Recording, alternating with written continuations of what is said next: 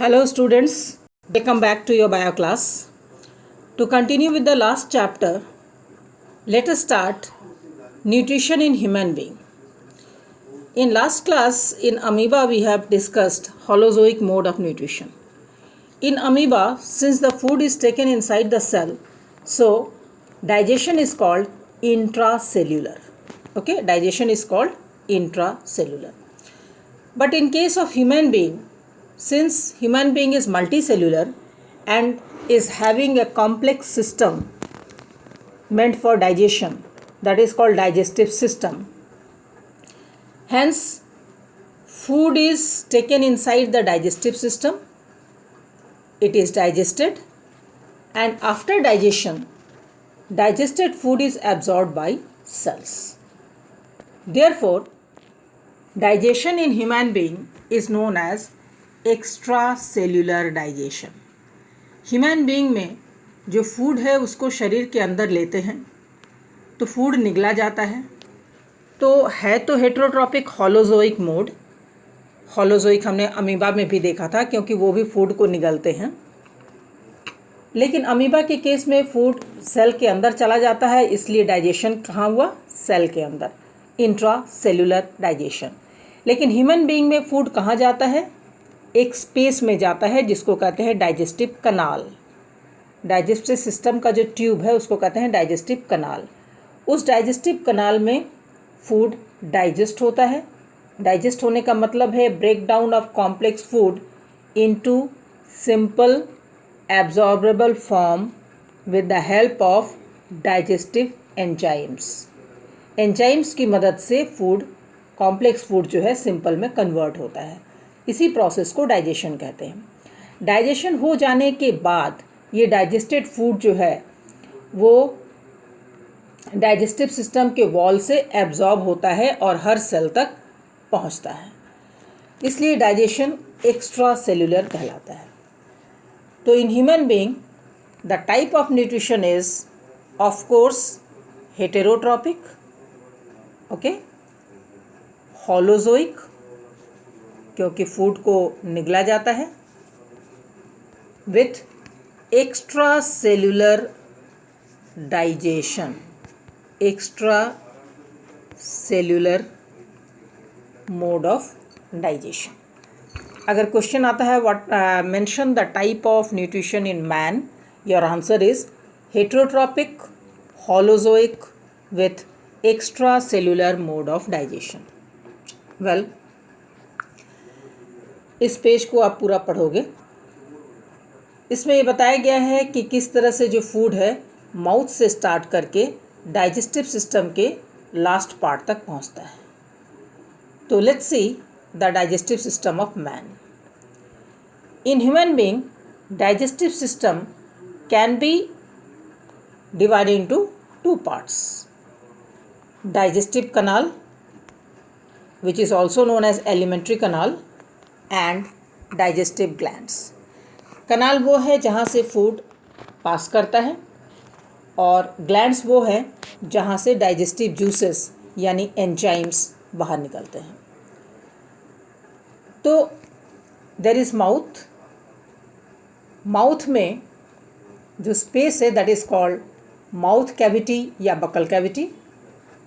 अब mouth cavity में क्या क्या होता है?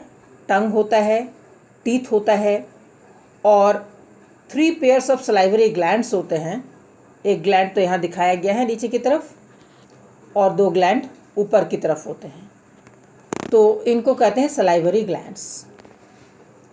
इन सलाइवरी ग्लैंड से जो जूस निकलता है उसको कहते हैं सलाइवा, जो फूड को न सिर्फ मॉइस्टन करता है, न सिर्फ गीला करता है, बल्कि उसमें जो सलाइवा नाम का सलाइवरी एंजाइम नाम का जो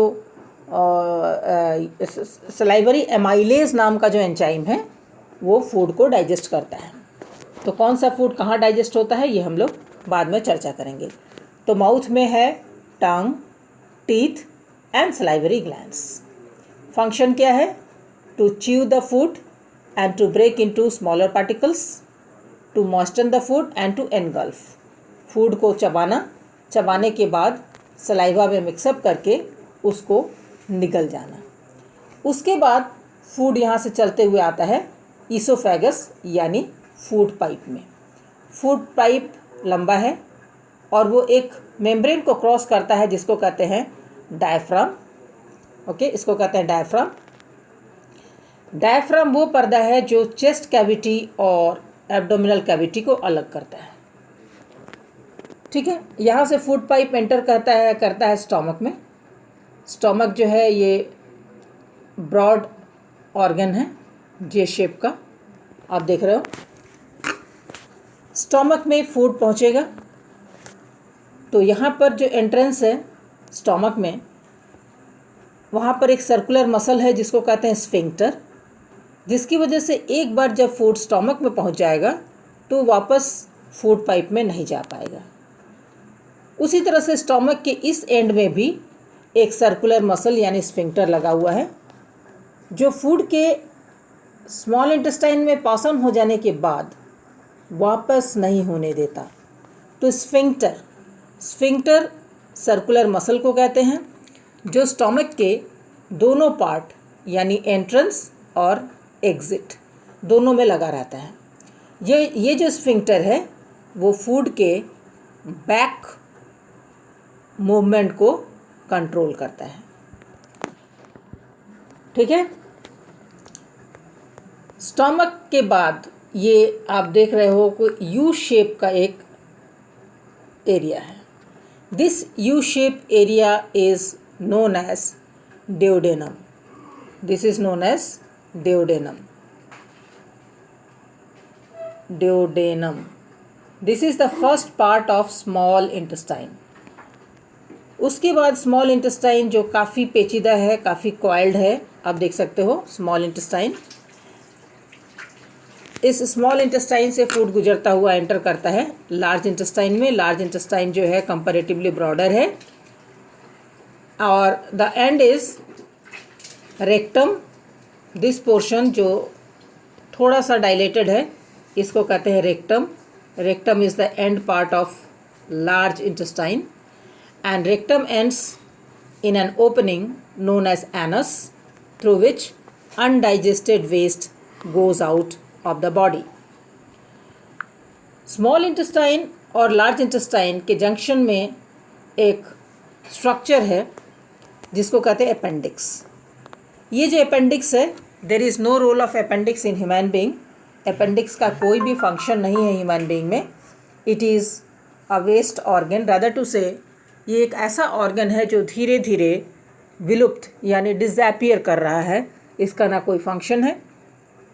लेकिन अगर हम पूर्वजों में देखें, पूर्वजों आई मीन इवोल्यूशन के हिसाब से पूर्वज, जो हर्बीवोरस एनिमल्स होते हैं उसमें ये अपेंडिक्स काफ़ी बड़े साइज़ का सैक लाइक स्ट्रक्चर जैसा होता है। इसको कहते हैं सीकम। इसको कहते हैं सीकम। ये सीकम जो है इसके अंदर डाइजेस्ट होता है सेल्यूलोज। हर्बीवोरस एनिमल्स जो है वो घास पात खाते हैं। जो प्लांट सेल्स हैं उसमें सेल्यूलोज बॉल होता है।